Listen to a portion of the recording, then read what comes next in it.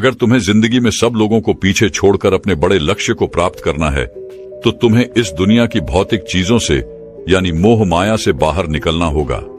इस मोह माया से कैसे आसान तरीके से बाहर निकला जाए, वह तरीका कौन सा है, वही हम आज एक प्रसिद्ध भिक्षु की कहानी के माध्यम से जानेंगे।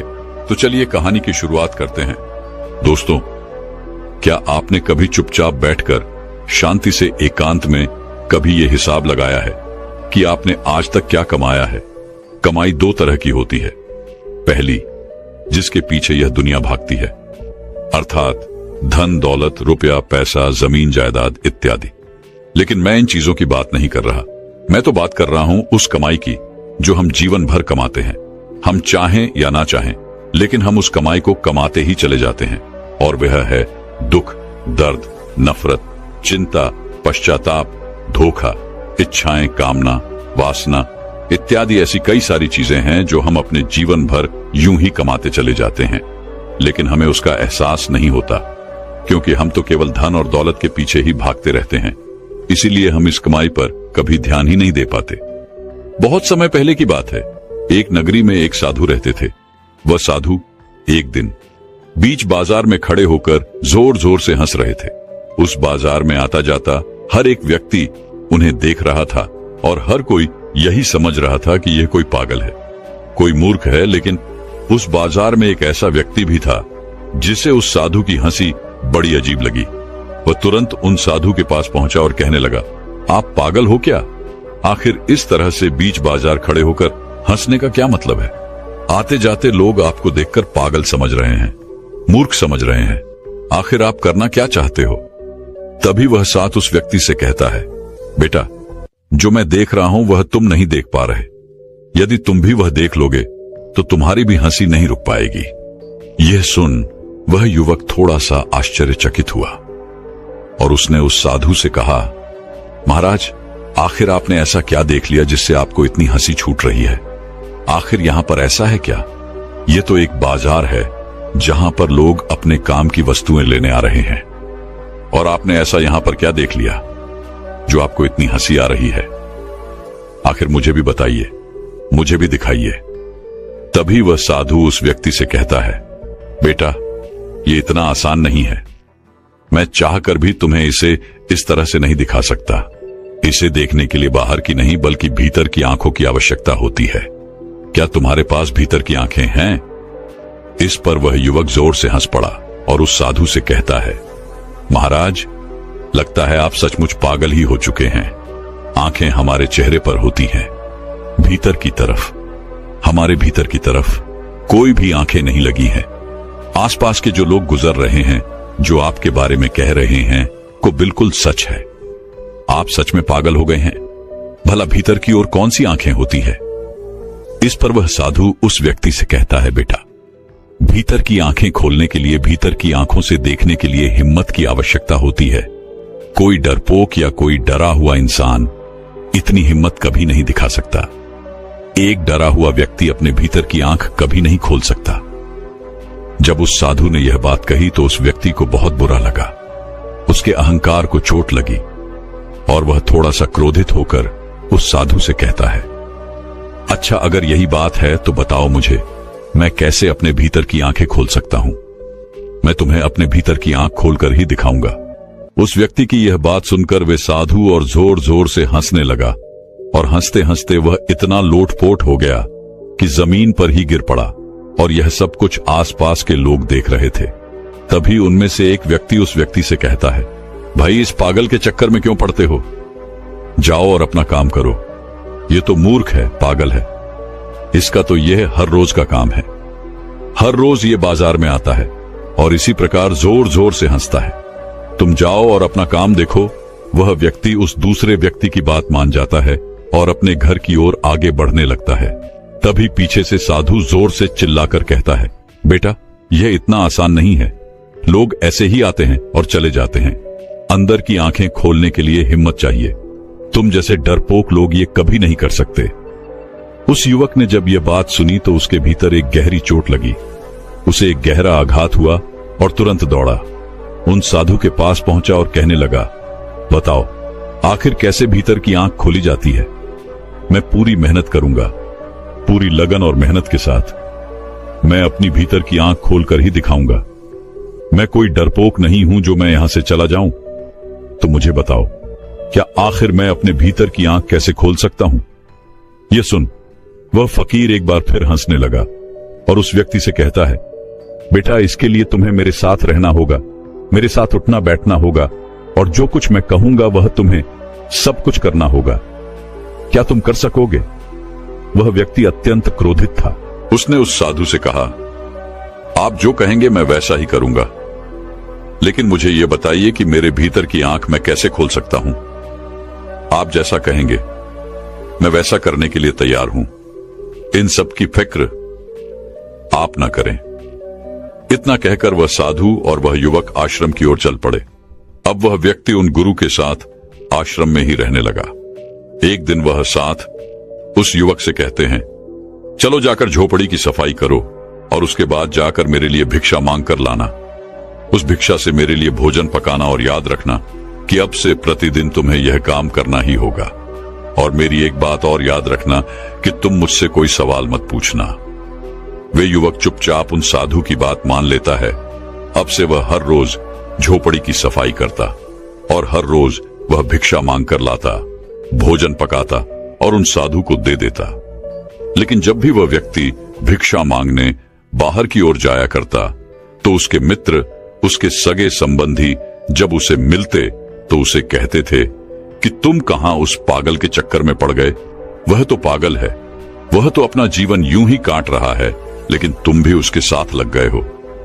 क्या तुम्हें थोड़ी भी अक्ल नहीं है? तुम इतने बड़े हो चुके हो, क्या तुमको कुछ समझ नहीं आता? वह साधु तुम्हारा इस्तेमाल कर रहा है। अपनी जिंदगी यूं व्यर्थ बर्बाद मत करो, वापस चलो। तुम्हारे घर वाले तुम्हारा इंतजार कर रहे हैं। लेकिन वह युवक उन सभी को मना कर देता है और कहता है, मैं अब अपने भीतर की आंख खोलकर ही वापस लौटूंगा। ऐसे ही कई दिन बीत गए, जिनके बाद महीनों के बाद लगभग 1 वर्ष बीत गया। लेकिन अब तक उस युवक को कुछ भी झांत नहीं हुआ। वह अब तक हर रोज उस झोपड़ी की सफाई करता और भिक्षा मांगकर जो कुछ उससे मिलता वह अपने गुरु के लिए उसका भोजन तैयार करता। देखते ही देखते उसके मन में अत्यंत क्रोध उत्पन्न होने लगा था और एक दिन उसके सब्र का बांध भी टूट गया और वह साधु से कहता है, लगता है आपके बारे में सब सच ही कहते हैं। आप केवल मेरा इस्तेमाल कर रहे हैं, मेरा फायदा उठा रहे हैं। देखते देखते 1 साल बीत चुके हैं और मैंने आपके लिए वो सब कुछ किया है जो आप मुझसे कहते हैं, लेकिन अब तक आपने मुझे एक बार भी यह नहीं बताया कि आखिर मैं भीतर की आंख किस तरह से खोल सकता हूं। तभी वह साथ चुपचाप होकर उस व्यक्ति को ऊपर से नीचे तक बड़े ध्यान से दिखता है और फिर उसकी आंखों में आंखें डालकर उस व्यक्ति से कहता है, बेटा, 1 साल बीत चुका है और मैं भी इसी दिन का इंतजार कर रहा था कि आखिर तुम कब मुझसे ये सवाल करोगे। अब तुम यह सीख सकते हो कि तुम अपने भीतर की आंख कैसे खोल सकते हो, क्योंकि भीतर की आंख ऐसे ही तो खुलती है। तभी वह युवक कहता है, भीतर की आंख आखिर कैसे खुलती है? मैं कुछ समझा नहीं। तभी वह साधु उस व्यक्ति से कहता है, बेटा, बिल्कुल ऐसे ही। तभी वह व्यक्ति उस साधु से कहता है, लगता है आप सचमुच पागल हो चुके हैं और मुझे भी पागल बनाना चाहते हैं। यदि आपको कुछ याद नहीं है तो आप मुझे इस तरह से क्यों बहका रहे हैं? मुझे तो लगता है कि आपको भी इसके बारे में कुछ नहीं पता। आप केवल लोगों को मूर्ख बनाना जानते हैं, उनका इस्तेमाल करना जानते हैं। और अब तो मैं भी अपने नजरों में गिर चुका हूं, क्योंकि मैंने आपकी बातों पर भरोसा किया। धीरे धीरे मैंने अपने 1 वर्ष आपको समर्पित कर दिया, लेकिन आज मुझे यह लगता है कि मैंने यह फैसला लेकर बहुत बड़ी गलती कर दी। तभी वे साधु उस युवक से कहता है, नहीं बेटा, ऐसा नहीं है। जब हम खुद से सवाल करना शुरू करते हैं, वास्तविकता में तभी हम अपने भीतर की आंख खोलने का प्रयास करते हैं। हम अपने भीतर की आंख को खोलना शुरू कर देते हैं। जिस प्रकार तुम 1 वर्ष तक चुप रहे, तुमने कुछ न कहा, तुम सारा काम बखूबी करते चले गए, पूरे मन और लगन के साथ, लेकिन तुमने कभी यह प्रश्न नहीं किया। तभी वह युवक उस साधु से कहता है, देखिए, मुझे आपकी कोई भी बात समझ नहीं आ रही है। यदि आपको मुझे कुछ बताना है तो साफ और स्पष्ट तौर पर बताइए। आप ही ने तो मुझसे कहा था कि मुझसे कोई सवाल मत करना, तो फिर मैं भला आपसे कोई सवाल क्यों करूंगा। तभी वह साधु उस व्यक्ति से कहता है, बेटा, इस दुनिया में हर कोई यही तो कहता है, मेरी यह बात मान लो, मेरी यह बात सुन लो, और उसके बाद मुझसे कोई सवाल मत करना, क्योंकि मैं तुम्हारे सवाल का जवाब नहीं दूंगा। क्या तुम्हें समझ आया? लेकिन हमें तो अपने विवेक का इस्तेमाल करना चाहिए। हमें सुनना चाहिए, समझना चाहिए, बातें भी माननी चाहिए, लेकिन उसी के साथ में सवाल करना भी आवश्यक है। तभी वह युवा कहता है, लगता है आपको कोई भी ज्ञान नहीं है, आप मुझे केवल तरह तरह की बातों में फंसाते चले जा रहे हैं, तरह तरह की बातों में घुमा रहे हैं, ताकि मैं अपने इस विषय से भटक जाऊं और आप मेरे ऊपर एक बार फिर काबू पा सके। मुझे नहीं लगता कि आपको तनिक भी ज्ञान होगा कि आखिर यह भीतर की आंख किस प्रकार खुलती है। और मैं बेवकूफ 1 वर्ष आपके साथ यूं ही बीताता चला गया, बिना कुछ कहे, बिना कुछ सुने और बिना कोई सवाल किए। मेरा 1 वर्ष तो यूं ही व्यस्त चला गया। उस व्यक्ति की यह बात सुनकर वह साधु मुस्कुराने लगे और युवक से कहते हैं, बेटा, तुम एक काम करो, तुम एक पुस्तक ले लो और उसमें लिखो अपने सारे दुख, दर्द, इच्छाएं, कामनाएं, वासनाएं, नफरत, जलन, द्वेष, जीवन की नीरसता और जितने भी प्रकार के दुख और समस्याएं तुम्हारे जीवन में हैं, तुम उसे लिख लो और उसके बाद जब वो पूरी हो जाए तब तुम मेरे पास आना। वह युवक उन साधु की बात मानने को तैयार नहीं था, लेकिन उसका मन कहीं ना कहीं उस साधु की बात पर यकीन करता था, इसलिए उस युवक ने उन साधु की बात मान ली। उसने एक पुस्तक ली और उस पुस्तक के अंदर अपने सभी दुख, दर्द, कामनाएं, इच्छाएं, वासनाएं, जलन और भी सभी प्रकार की समस्याएं, सभी प्रकार के दुख जो उसके जीवन में थे वो लिखना शुरू कर दिया। और यह लिखते लिखते उसे करीब 1 सप्ताह लग गया। उसने बहुत सोच समझकर पुस्तक में वो सारी बातें लिखी थी, और जब उस युवक को लगने लगा कि उसने सब कुछ उस पुस्तक में लिख दिया है, तब वह पुस्तक लेकर वह उन साधु के पास पहुंचा और उन साधु से कहता है, यह लीजिए महाराज, जैसा आपने कहा था मैंने बिल्कुल वैसा ही किया है। मैंने अपने जीवन के सारे दुख, दर्द, सभी प्रकार की चिंताएं, सभी प्रकार के डर, सारी इच्छाएं, कामनाएं, वासनाएं सब इस पुस्तक में लिख दी हैं। तभी वह साधु बड़ी ही अचरजता के साथ उस युवक से कहते हैं, क्या जो कुछ तुमने इसके अंदर लिखा है वह सब कुछ लिख दिया है? सोच लो, कहीं तुम कुछ भूल तो नहीं रहे। इस पर वह युवक कहता है, नहीं नहीं महाराज, मैंने बहुत सोच समझकर इस पुस्तक में वो सारी चीजें लिखी हैं जो मेरे जीवन में दुख और तकलीफें उत्पन्न कर रही हैं। इसी कारण तो मुझे 1 सप्ताह लग गए इसे पूरा लिखने में। यह सुनकर वह साधु कहता है, बहुत बढ़िया, अच्छा अब ठीक है, अब तुम मेरे लिए एक और काम करो। जो कुछ भी तुमने इस पुस्तक में लिखा है, क्या वह सच है? इस पर वह व्यक्ति कहता है, हाँ बिल्कुल सच।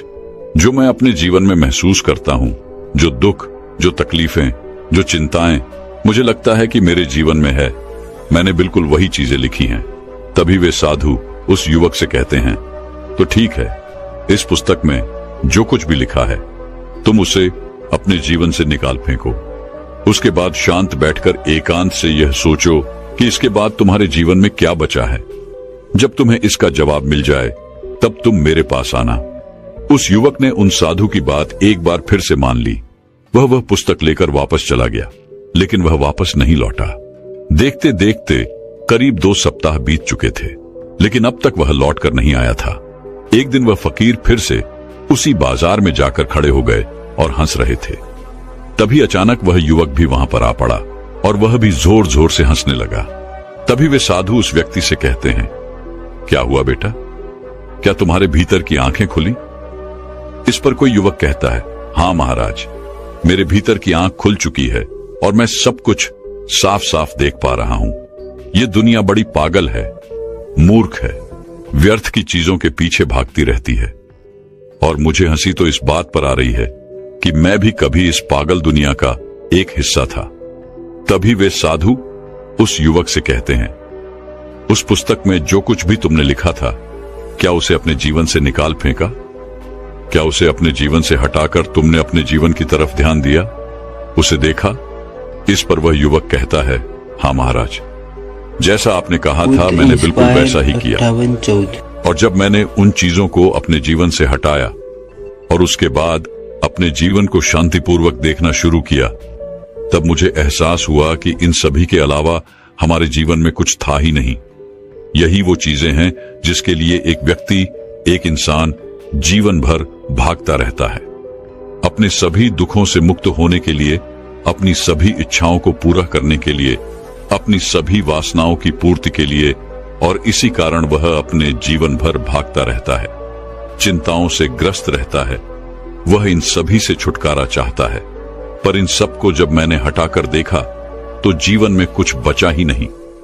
अफसोस तो इस बात का है कि मैंने इस चीज को पहले अनुभव क्यों नहीं किया, क्योंकि यही वो चीजें हैं जो हमारे जीवन को चलाती हैं। वास्तविक तौर पर हमारा अपने जीवन पर कोई हक नहीं होता, और तो और हम जीवन भर केवल यही कमाते रहते हैं, लेकिन इनमें से कोई भी चीज जीवन नहीं है। और हम मूर्ख अपना कीमती जीवन गवाकर इन व्यर्थ की चीजों को कमाते रहते हैं, और आखिर में क्या होता है, हमारे पास कुछ नहीं बचता। हमारा जीवन मानो एक सड़े फल की तरह हो जाता है। जिस प्रकार एक सड़ा हुआ फल किसी काम का नहीं होता, ठीक वैसा ही हमारा जीवन भी किसी काम का नहीं रह जाता। उस युवक की ये सारी बातें सुनकर वह साधु यह समझ चुके थे कि इस युवक ने अपने भीतर की आंखें खोल ली हैं और वह सब कुछ सच सच साफ साफ देख पा रहा है। दोस्तों, क्या आपने अपने जीवन को कभी शांतिपूर्वक देखने का प्रयास किया है? जरा सोचिए, आपका जीवन इनके बिना क्या है? चिंताओं के अलावा, दुख दर्द के अलावा, लालच, लोभ के अलावा, काम वासना, इच्छा और द्वेष जलन, इन सभी के अलावा यदि इनमें से कोई भी चीज आपके जीवन में ना हो तो आपके जीवन में क्या बचेगा? हम तो जीवन भर इन चीजों से नफरत करते हैं, लेकिन फिर भी ये चीजें हमें हमारे जीवन में हमेशा मिलती रहती हैं, और हम इनसे पीछा छुड़ाने के लिए जीवन भर भागते रहते हैं। और हम यह भी चाहते हैं कि हमारा पीछा इनसे छूट जाए, ताकि हम आनंदित और सुख में जीवन व्यतीत कर सकें। आंखें बंद कीजिए और एक पल के लिए यह सोचिए कि इन सभी के बिना आपके जीवन में क्या बचेगा। यदि आप भीतर अपने आप से सवाल करेंगे तो आपको इसका जवाब जरूर मिलेगा, और आपकी भीतर की जो आंखें हैं वह अब भी खुलने लगेंगी। आप सच को भली भांति जान पाएंगे, उसे देख पाएंगे, उसे समझ पाएंगे। यदि हम एक बुद्धित्व व्यक्ति की बात करें तो एक बुद्धित्व व्यक्ति अपने जीवन से इन सभी चीजों को मिटा देता है, अपनी सभी स्मृतियों को हटा देता है, और जब उसके भीतर से ये सारी चीजें निकल जाती हैं, सारी चीजें हट जाती हैं, तब वह कैसा जीवन जीगा, उसे कैसा अनुभव होगा, इसे अपने भीतर से सोचिए। और अगर आप ये सब कुछ नहीं सोच पा रहे हैं, ये सब कुछ नहीं समझ पा रहे हैं, तो आप एक छोटा सा काम कीजिए, अपनी आंखें बंद कीजिए और पल भर के लिए सब कुछ भूल जाइए। अपने सपने, दुख, दर्द, चिंताएं, फिक्र, समस्याएं, सब कुछ और सब कुछ भूलकर अपने एक हाथ से अपने दूसरे हाथ को स्पर्श कीजिए और अपने हाथ को महसूस कीजिए। अब आपको कैसा लग रहा है? कुछ ऐसा जैसे मानो आपने आज तक महसूस न किया हो। ठीक इसी प्रकार हमारा जीवन भी है। जब हम इन व्यर्थ की चीजों को अपने जीवन से निकाल फेंकते हैं तो हमारा जीवन भी कुछ नया हो जाता है, कुछ अलग हो जाता है। हम हर चीज को अलग ढंग से देख पाते हैं, समझ पाते हैं, और हमारा जीवन पूरी तरह बदलने लग जाता है। आपको सब कुछ नया लगने लगता है, अच्छा लगने लगता है। यह अनुभव आपने इससे पहले कभी महसूस नहीं किया होता। तो दर्शकों, अब तनाव और चिंता को खत्म करने के लिए अगली कहानी की शुरुआत करते हैं। बहुत समय पहले की बात है। एक नगरी में एक व्यक्ति रहा करता था। वह व्यक्ति अपने जीवन में बहुत तनाव झेल रहा था। उसका पूरा जीवन मानो तनाव से ही हुआ भरा था। चिंतित रहता था, परेशान रहता था।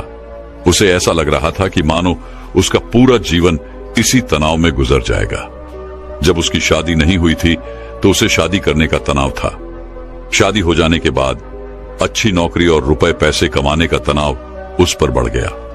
जैसे तैसे उसे एक नौकरी मिल गई और वह कुछ पैसे भी कमाने लगा, लेकिन उसके बाद उसे और उसकी पत्नी को कोई बच्चा नहीं हो रहा था, जिस कारण उसका तनाव और बढ़ गया। कुछ सालों बाद उसके जीवन में खुशी की लहर आई। उसकी पत्नी ने एक बेटे को जन्म दिया। लेकिन अब उस बेटे के जन्म के बाद उसे अपने बेटे के भविष्य की चिंता सताने लगी। उसका तनाव और ज्यादा बढ़ गया। उसकी जिंदगी मानो एक तनाव बनकर रह गई थी। वह इस तनाव से किसी भी हालत में छुटकारा चाहता था। वह चाहता था कि वह अपने जीवन को खुशी और खुशहाल तौर पर जिए। एक दिन वह अपने घर के बाहर बैठकर यही सब सोच रहा था कि वह अपने जीवन को कैसे खुशहाल बना सके, कैसे वह अपने उन सपनों को पूरा कर सके जिससे उसका भविष्य सुधर सके। तभी अचानक उसके सामने से कुछ सन्यासी गुजरे। उसने उन सन्यासी को देखा जिनके मुख पर प्रसन्नता थी, जिनके मुख पर किसी प्रकार का कोई तनाव नहीं था। चेहरे पर वह तेज व शांति देखकर वह मंत्रमुग्ध हो गया। उस व्यक्ति को लगने लगा कि सन्यासियों के जीवन में कोई तनाव नहीं है, खुद के जीवन में कोई कार्य नहीं है, केवल भिक्षा मांगो और चैन से जियो, और शायद यही सबसे सर्वोत्तम जीवन है। ये सारी बातें उसके मन में घर कर गईं। वह दिन रात इनके बारे में सोचने लगा, विचार करने लगा, और आखिरकार एक दिन उसने फैसला लिया कि वह अपने घर परिवार को छोड़ देगा और एक सन्यासी बन जाएगा।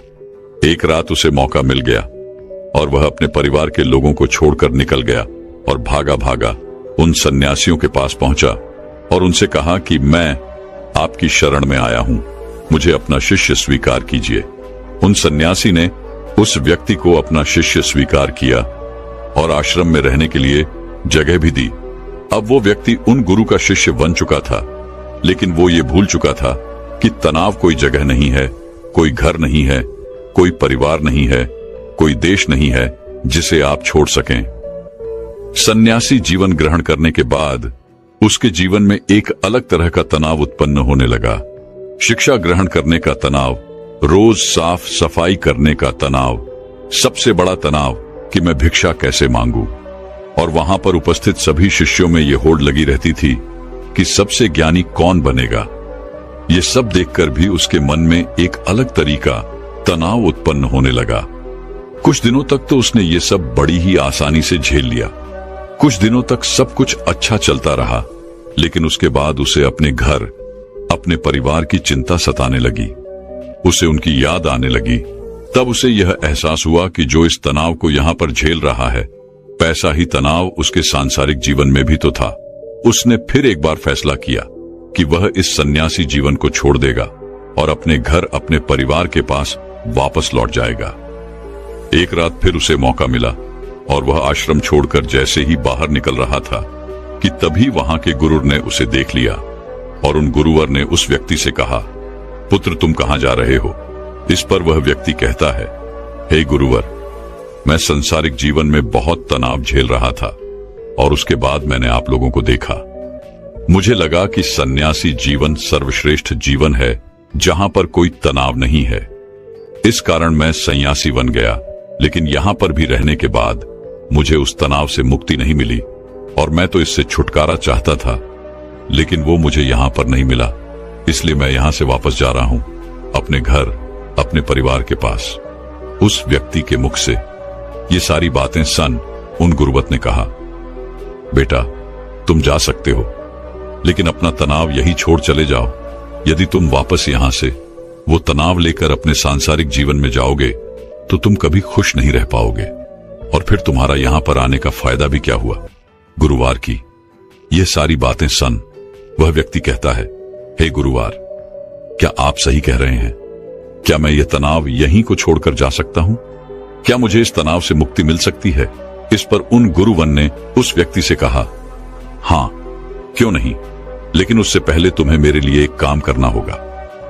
तुम किसी एक ऐसे व्यक्ति को ढूंढ लाओ जिसके जीवन में कोई तनाव ना हो, कोई समस्या ना हो, वह अपने जीवन खुशी और खुशहाल तौर पर जी रहा हो। जब तुम ऐसे किसी व्यक्ति को मेरे पास ले आओगे तो मैं तुम्हें चिंता और तनाव से मुक्ति दिला दूंगा और तुम वापस अपने घर की ओर जा सकोगे, अपने जीवन को खुशी और खुशहाल तौर पर जी सकोगे। गुरुवार की यह सारी बातें सुन वह व्यक्ति बड़ा ही प्रसन्न हुआ और एक ऐसे व्यक्ति की तलाश में निकल पड़ा जिसका जीवन खुशी और खुशहाली से बीत रहा हो, जिसके जीवन में कोई तनाव ना हो, जिसके जीवन में कोई चिंता ना हो। वह व्यक्ति कई गांव में गया, कई नगरों में घूमा, बहुत से लोगों से मिला, अनेकों दरवाजे खटखटाए, लेकिन उसे ऐसा कोई आदमी नहीं मिला जो यह कह सके कि उसके जीवन में कोई तनाव नहीं है, उसके जीवन में कोई चिंता नहीं है।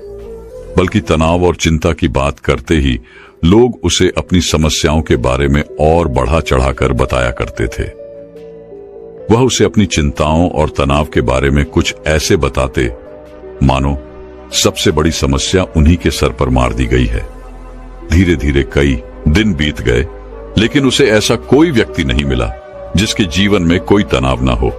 तभी उसे एक दिन एक व्यक्ति मिला और उस व्यक्ति ने उस शिष्य से कहा, इस पूरे संसार में केवल एक ही ऐसा व्यक्ति है जिसके जीवन में कोई तनाव नहीं होता, जो चिंता रहित होता है, और वह है शराबी, जिसे किसी बात की कोई चिंता नहीं होती, जिसे कोई बात का तनाव नहीं होता। वह तो बस मस्त रहता है। जब उस शिष्य ने उस व्यक्ति के मुख से ये सारी बातें सुनी तो वह शिष्य एक शराबी व्यक्ति के पास गया और उससे जब उसने यह पूछा कि क्या तुम्हारे जीवन में कोई तनाव है, तो शराबी ने नशे में यह कहा कि यह तनाव क्या होता है, यह तनाव किस चिड़िया का नाम है, मुझे नहीं पता। यह सन विशिष्ट बड़ा ही प्रसन्न हुआ। उसे लगा कि उसे अब वह व्यक्ति मिल चुका है जिसके द्वारा वह चिंता मुक्त हो सकता है। तभी उस शराबी ने उस शिष्य से कहा, मुझे तो बस एक ही बात की चिंता सताती रहती है कि अगली सुबह की मदिरा का इंतजाम मैं कहां से करूं। मेरे पास जो तन था वो तो मैंने खर्च कर दिया, मेरी पत्नी के पास जो धन था वो मैंने उससे छीन लिया, अब मेरे पास कोई धन नहीं बचा। क्या तुम्हारे पास कोई धन है? ये सन उस शिष्य की हिस्से की सारी खुशी मानो पल भर में गायब हो गई और धीरे धीरे रात होने आ चुकी थी। वह निराज हताश होकर एक मंदिर में जा बैठा। तभी वहां पर एक छोटा सा लड़का आया और उस लड़के ने उस शिष्य से कहा, हे गुरु वर, मुझे जोरों की भूख लगी है, क्या आपके पास खाने के लिए कुछ है?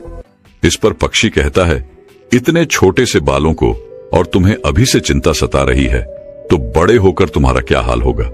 इस पर उस छोटे से लड़के ने कहा, हे गुरुवर, यह चिंता या तनाव नहीं है, या तो भूख है। मुझे जोरों की भूख लगी हुई है। यदि आपके पास खाने के लिए कुछ है तो कृपया करके मुझे कुछ दे दीजिए। उस बच्चे के मुख से ये सारी बातें सन वह शिष्य एक बार फिर से बड़ा प्रसन्न हुआ और उसने अपने थैले में जो 2 रोटियां रखी हुई थीं उस बालक को थमा दी। जैसे ही उस बालक ने वह भोजन पूरा कर लिया, उसके बाद वह उस शिष्य से कहता है, हे गुरुवर, न जाने मेरे अगले दिन के भोजन का क्या होगा, मुझे इसकी चिंता सता रही है, क्या आप कल भी मेरे लिए भोजन ला सकते हैं? यह सन वह व्यक्ति एक बार फिर से निराश हो गया।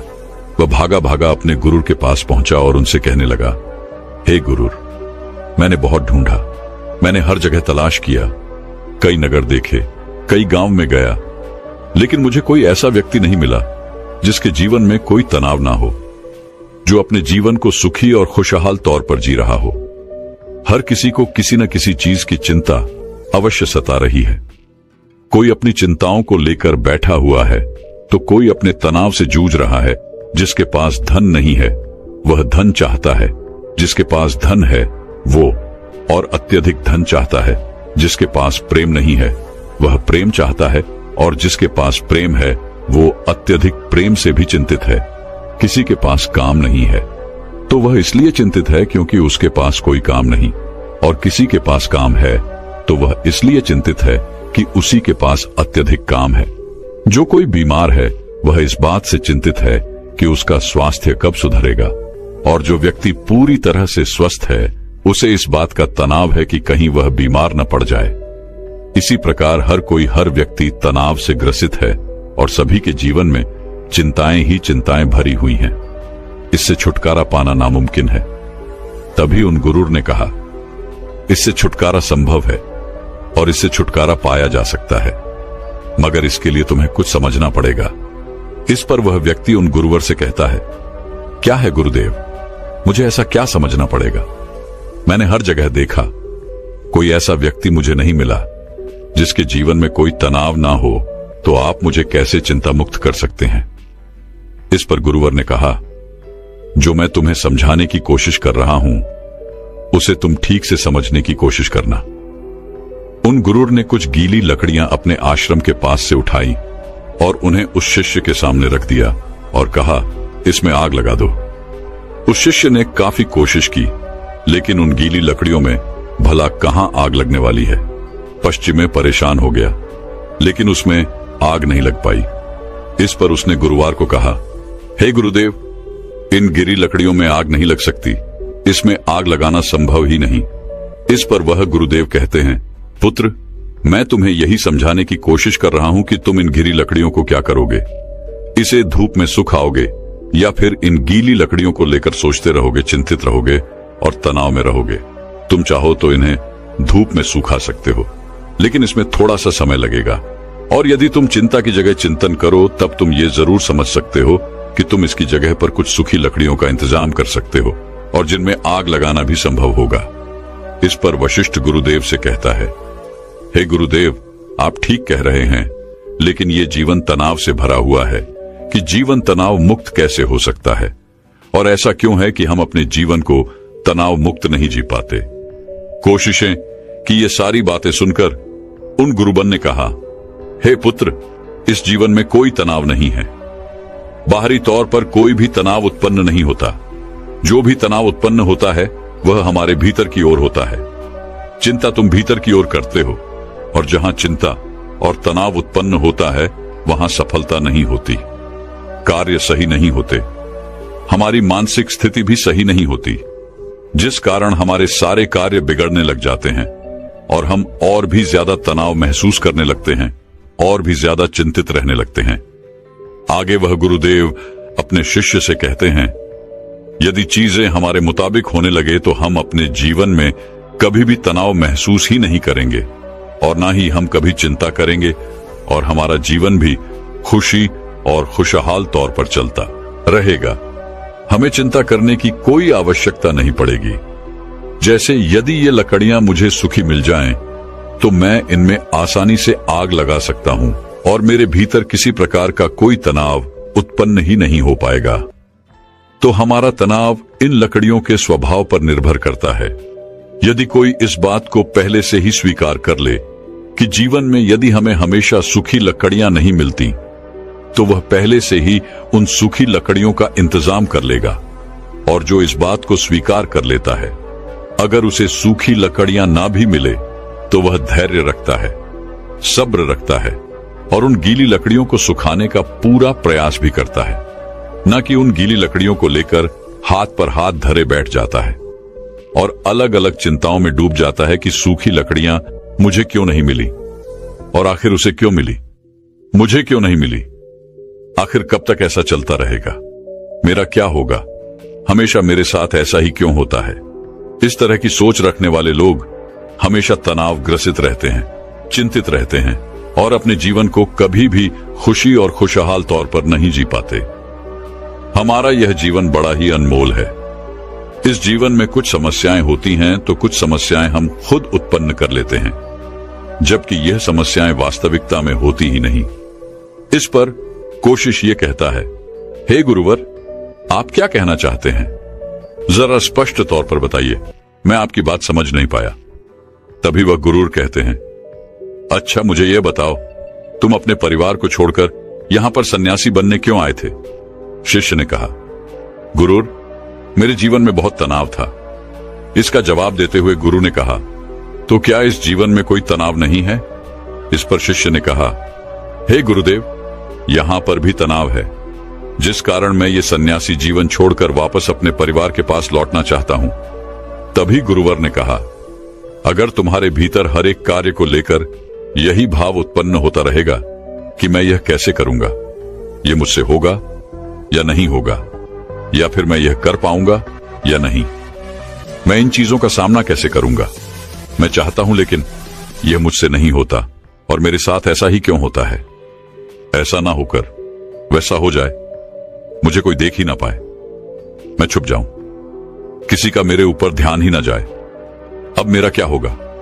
और भाई ये कहां पर आकर फंस गया कि सारे भाव तुम्हारे मन के हैं। ये सारे भाव तब भी तुम्हारे मन में उत्पन्न होते होंगे जब तुम अपने परिवार के साथ थे, और जब तुम यहां पर आए तब भी तुम्हारे अंदर ये सारे भाव उत्पन्न होते रहे। इस पर वशिष्ठ कहता है, हां गुरुदेव, आप बिल्कुल ठीक कह रहे हैं, मेरे अंदर ये सारे भाव अभी तक उत्पन्न हो रहे हैं। जब मैं अपने परिवार के साथ था तब भी, और जब मैं यहां पर सन्यासी बनकर आपके सामने हूं तब भी मेरे अंदर ये सारे भाव उमड़ रहे हैं। इस पर गुरुवर ने कहा, यह समस्या तुम्हारे बाहर की नहीं है। यदि तुम कोई जगह छोड़ दो, कोई स्थान छोड़ दो, तो यह समस्या कभी खत्म नहीं होने वाली। यह समस्या तुम्हारे भीतर है कि तुम्हारा ही किया धरा हुआ है। तुमने बेवजह ही अपने मन में एक तनाव बना रखा हुआ है, क्योंकि तुम्हें कल्पना में जीना अच्छा लगता है, काल्पनिक सोच रखना अच्छा लगता है। तुम उन बातों को लेकर चिंतित रहते हो जो तुम्हारे जीवन में कभी घटित होने की संभावना ही नहीं है। ऐसी सोच रख के तुम चिंताग्रस्त रहते हो और तुम्हारा तनाव कभी खत्म नहीं होता। जिस दिन तुम यह समझ जाओगे कि हर समस्या का समाधान होता है और उस समाधान तक पहुंचने के लिए हमें कोई न कोई कर्म करने ही पड़ते हैं और उन कर्मों का एक परिणाम भी होता है, तो उस दिन तुम्हारे जीवन में कोई तनाव नहीं रहेगा। तुम चिंता रहित हो जाओगी। इस पर वह शिष्य कहता है, हां गुरुदेव, आप बिल्कुल सही कह रहे हैं। जब मैं यहां पर आया था उससे ठीक पहले मुझे एक छोटा सा बालक मिला था। उस बालक को जोरों की भूख लगी थी। जब उससे मैंने कहा कि तुम इतने छोटे से बालक को, और तुम्हारे जीवन में अभी से तनाव है, अभी से चिंता है, तो तुम्हारा आगे क्या होगा? इस पर उस बालक ने जवाब दिया था, हे गुरुवल, ये कोई चिंता नहीं, कोई तनाव नहीं, बल्कि ये तो भूख है। तब मैं ये बात समझ नहीं पाया था कि समस्या तो भूख है। तनाव और चिंता का कोई समाधान नहीं हो सकता, लेकिन भूख का समाधान अवश्य हो सकता है। मित्रों, क्या आप भी अपने जीवन में किसी प्रकार की चिंता और तनाव से जूझ रहे हैं? क्या आप भी छोटी छोटी बातों को लेकर हजार तरह के विचार उत्पन्न कर लेते हैं और उन विचारों को लेकर चिंतित रहते हैं? ऐसे नकारात्मक विचार जो कभी भी आपके जीवन में घटित हो ही नहीं सकते, ऐसे विचारों को आप अपने मन ही मन पालते रहते हैं। ऐसे नकारात्मक विचार, नकारात्मक बातें आप अपने दिमाग में बढ़ते रहते हैं। तो इन विचारों का क्या लाभ? क्या आपको भी लगता है कि आपके जीवन में समस्याएं हैं और उसका समाधान नहीं मिल रहा? क्या आपको भी यही लगता है कि आपके साथ ऐसा क्यों हो रहा है?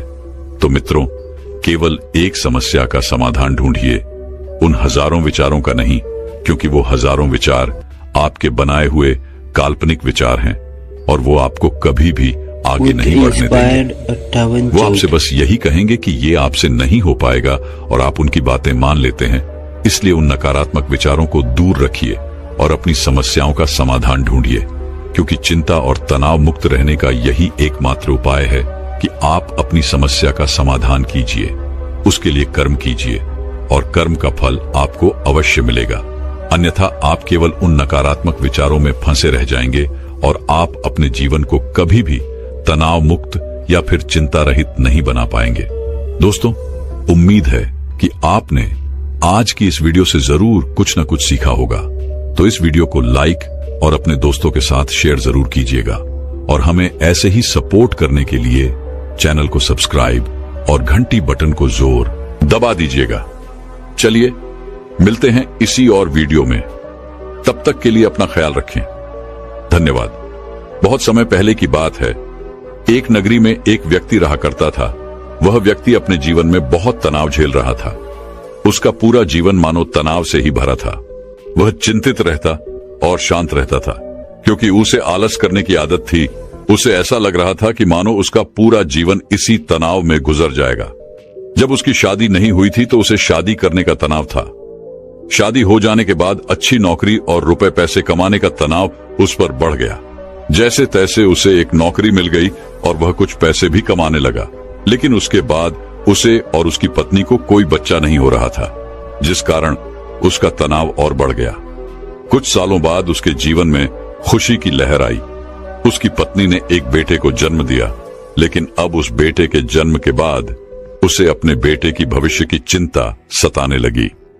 उसका तनाव और ज्यादा बढ़ गया। उसकी जिंदगी मानो एक तनाव बनकर रह गई थी। वह इस तनाव से किसी भी हालत में छुटकारा चाहता था। वह अपने जीवन को खुशी से जीना चाहता था। इसलिए एक दिन वह अपने घर के बाहर बैठकर यही सब सोच रहा था कि वह अपने जीवन को कैसे खुशहाल बना सके, कैसे वह अपने उन सपनों को पूरा कर सके जिससे उसका भविष्य सुधर सके। तभी अचानक उसके सामने से कुछ सन्यासी गुजरे। उसने उन सन्यासियों को देखा जिनके मुख पर प्रसन्नता थी, जिनके मुख पर किसी प्रकार का कोई तनाव नहीं था।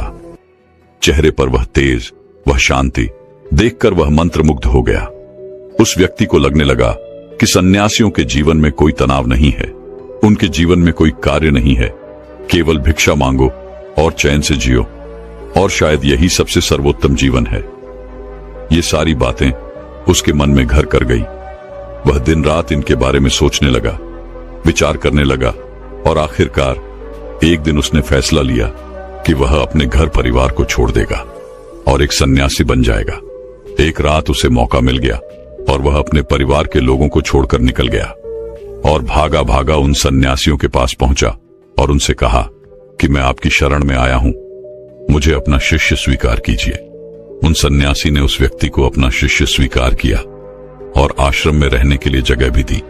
अब वो व्यक्ति उन गुरु का शिष्य बन चुका था, लेकिन वो ये भूल चुका था कि तनाव कोई जगह नहीं है, कोई घर नहीं है, कोई परिवार नहीं है, कोई देश नहीं है जिसे आप छोड़ सके। सन्यासी जीवन ग्रहण करने के बाद उसके जीवन में एक अलग तरह का तनाव उत्पन्न होने लगा। शिक्षा ग्रहण करने का तनाव, रोज साफ सफाई करने का तनाव, और सबसे बड़ा तनाव कि मैं भिक्षा कैसे मांगू। और वहां पर उपस्थित सभी शिष्यों में यह होड़ लगी रहती थी कि सबसे बड़ा ज्ञानी कौन बनेगा। ये सब देखकर भी उसके मन में एक अलग तरीके का तनाव उत्पन्न होने लगा। कुछ दिनों तक तो उसने ये सब बड़ी ही आसानी से झेल लिया। कुछ दिनों तक सब कुछ अच्छा चलता रहा, लेकिन उसके बाद उसे अपने घर, अपने परिवार की चिंता सताने लगी। उसे उनकी याद आने लगी। तब उसे यह एहसास हुआ कि जो इस तनाव को यहां पर झेल रहा है, वैसा ही तनाव उसके सांसारिक जीवन में भी तो था। उसने फिर एक बार फैसला किया कि वह इस सन्यासी जीवन को छोड़ देगा और अपने घर, अपने परिवार के पास वापस लौट जाएगा। एक रात फिर उसे मौका मिला और वह आश्रम छोड़कर जैसे ही बाहर निकल रहा था कि तभी वहां के गुरुवर ने उसे देख लिया और उन गुरुवर ने उस व्यक्ति से कहा, पुत्र तुम कहां जा रहे हो? इस पर वह व्यक्ति कहता है गुरुवर, मैं संसारी जीवन में बहुत तनाव झेल रहा था और उसके बाद मैंने आप लोगों को देखा। मुझे लगा कि सन्यासी जीवन सर्वश्रेष्ठ जीवन है जहां पर कोई तनाव नहीं है। इस कारण मैं सन्यासी बन गया, लेकिन यहां पर भी रहने के बाद मुझे उस तनाव से मुक्ति नहीं मिली और मैं तो इससे छुटकारा चाहता था, लेकिन वो मुझे यहां पर नहीं मिला। इसलिए मैं यहां से वापस जा रहा हूं, अपने घर, अपने परिवार के पास। उस व्यक्ति के मुख से ये सारी बातें सुन उन गुरुवर ने कहा, बेटा तुम जा सकते हो, लेकिन अपना तनाव यही छोड़ के चले जाओ। यदि तुम वापस यहां से वो तनाव लेकर अपने सांसारिक जीवन में जाओगे तो तुम कभी खुश नहीं रह पाओगे और फिर तुम्हारा यहां पर आने का फायदा भी क्या हुआ।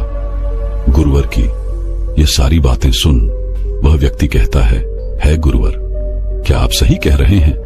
क्या मैं यह तनाव यहीं पर छोड़कर जा सकता हूं?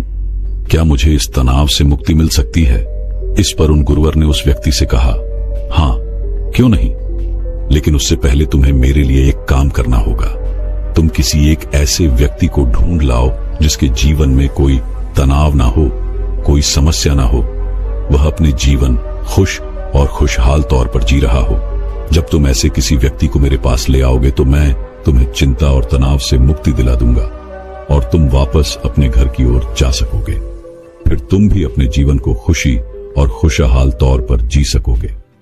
गुरुवर की यह सारी बातें सुन वह व्यक्ति बड़ा ही प्रसन्न हुआ और एक ऐसे व्यक्ति की तलाश में निकल पड़ा जिसका जीवन खुशी और खुशहाली से बीत रहा हो, जिसके जीवन में कोई तनाव ना हो, जिसके जीवन में कोई चिंता ना हो। वह व्यक्ति कई गांव में गया, कई नगरों में घूमा, बहुत से लोगों से मिला, अनेकों दरवाजे खटखटाए, लेकिन उसे ऐसा कोई आदमी नहीं मिला जो यह कह सके कि उसके जीवन में कोई तनाव नहीं है, उसके जीवन में कोई चिंता नहीं है। बल्कि तनाव और चिंता की बात करते ही लोग उसे अपनी समस्याओं के बारे में और बढ़ा चढ़ाकर बताया करते थे। वह उसे अपनी चिंताओं और तनाव के बारे में कुछ ऐसे बताते मानो सबसे बड़ी समस्या उन्हीं के सर पर मढ़ दी गई है। धीरे धीरे कई दिन बीत गए, लेकिन उसे ऐसा कोई व्यक्ति नहीं मिला जिसके जीवन में कोई तनाव ना हो। तभी उसे एक दिन एक व्यक्ति मिला और उस व्यक्ति ने उस शिष्य से कहा, इस पूरे संसार में केवल एक ही ऐसा व्यक्ति है जिसके जीवन में कोई तनाव नहीं होता, जो चिंता रहित होता है, और वह है शराबी, जिसे किसी बात की कोई चिंता नहीं होती, जिसे कोई बात का तनाव नहीं होता। वह तो बस मस्त रहता है। जब उस शिष्य ने उस व्यक्ति के मुख से ये सारी बातें सुनी तो वह शिष्य एक शराबी व्यक्ति के पास गया और उससे जब उसने ये पूछा कि क्या तुम्हारे जीवन में कोई तनाव है, तो शराबी ने नशे में यह कहा कि यह तनाव क्या होता है, यह तनाव किस चिड़िया का नाम है, मुझे नहीं पता। यह सुन शिष्य बड़ा ही प्रसन्न हुआ। उसे लगा कि उसे अब वह व्यक्ति मिल चुका है जिसके द्वारा वह चिंता मुक्त हो सकता है।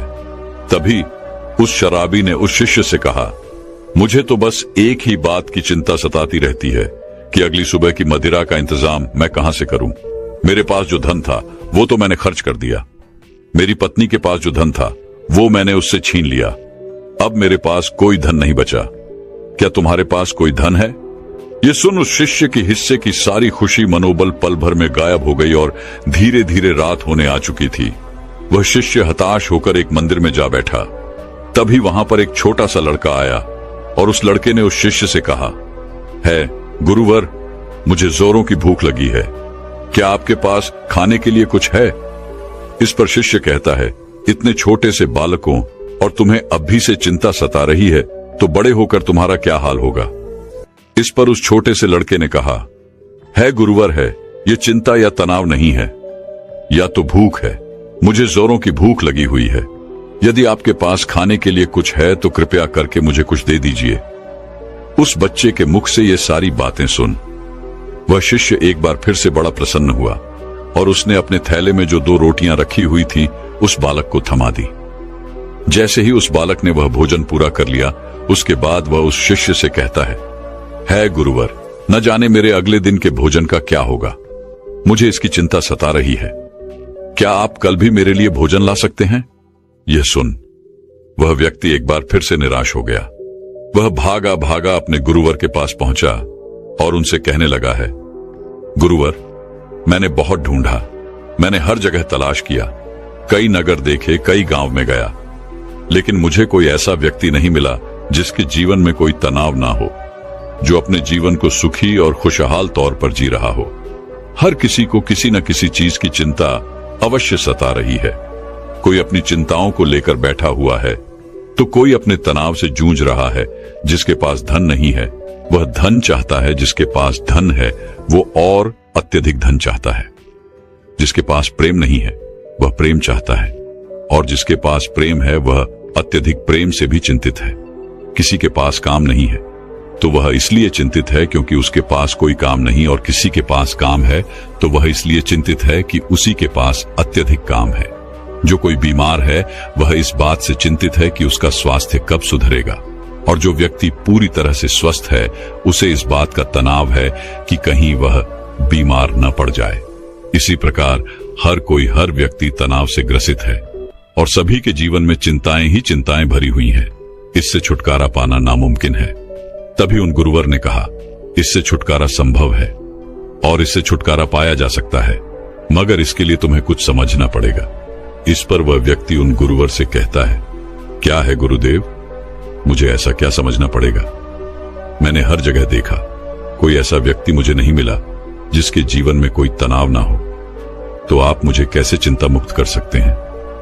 इस पर गुरुवर ने कहा, जो मैं तुम्हें समझाने की कोशिश कर रहा हूं उसे तुम ठीक से समझने की कोशिश करना। उन गुरुवर ने कुछ गीली लकड़ियां अपने आश्रम के पास से उठाई और उन्हें उस शिष्य के सामने रख दिया और कहा, इसमें आग लगा दो। उस शिष्य ने काफी कोशिश की, लेकिन उन गीली लकड़ियों में भला कहां आग लगने वाली है। पर शिष्य परेशान हो गया, लेकिन उसमें आग नहीं लग पाई। इस पर उसने गुरुवर को कहा, है गुरुदेव, इन गीली लकड़ियों में आग नहीं लग सकती, इसमें आग लगाना संभव ही नहीं। इस पर वह गुरुदेव कहते हैं, पुत्र, मैं तुम्हें यही समझाने की कोशिश कर रहा हूं कि तुम इन गीली लकड़ियों को क्या करोगे। इसे धूप में सुखाओगे या फिर इन गीली लकड़ियों को लेकर सोचते रहोगे, चिंतित रहोगे और तनाव में रहोगे। तुम चाहो तो इन्हें धूप में सूखा सकते हो, लेकिन इसमें थोड़ा सा समय लगेगा। और यदि तुम चिंता की जगह चिंतन करो, तब तुम ये जरूर समझ सकते हो कि तुम इसकी जगह पर कुछ सूखी लकड़ियों का इंतजाम कर सकते हो और जिनमें आग लगाना भी संभव होगा। इस पर शिष्य गुरुदेव से कहता है गुरुदेव, आप ठीक कह रहे हैं, लेकिन ये जीवन तनाव से इतना भरा हुआ है कि जीवन तनाव मुक्त हो ही नहीं सकता है। और ऐसा क्या है कि हम अपने जीवन को तनाव मुक्त जी पाए? वह शिष्य की ये सारी बातें सुनकर उन गुरुवर ने कहा, है पुत्र, इस जीवन में कोई तनाव नहीं है। बाहरी तौर पर कोई भी तनाव उत्पन्न नहीं होता। जो भी तनाव उत्पन्न होता है वह हमारे भीतर की ओर होता है। चिंता तुम भीतर की ओर करते हो, और जहां चिंता और तनाव उत्पन्न होता है वहां सफलता नहीं होती, कार्य सही नहीं होते, हमारी मानसिक स्थिति भी सही नहीं होती, जिस कारण हमारे सारे कार्य बिगड़ने लग जाते हैं और हम और भी ज्यादा तनाव महसूस करने लगते हैं और भी ज्यादा चिंतित रहने लगते हैं। आगे वह गुरुदेव अपने शिष्य से कहते हैं, यदि चीजें हमारे मुताबिक होने लगे तो हम अपने जीवन में कभी भी तनाव महसूस ही नहीं करेंगे और न ही हम कभी चिंता करेंगे, और हमारा जीवन भी खुशी और खुशहाल तौर पर चलता रहेगा। हमें चिंता करने की कोई आवश्यकता नहीं पड़ेगी। जैसे यदि ये लकड़ियां सूखी मिल जाएं तो मैं इनमें आसानी से आग लगा सकता हूं और मेरे भीतर किसी प्रकार का कोई तनाव उत्पन्न ही नहीं हो पाएगा।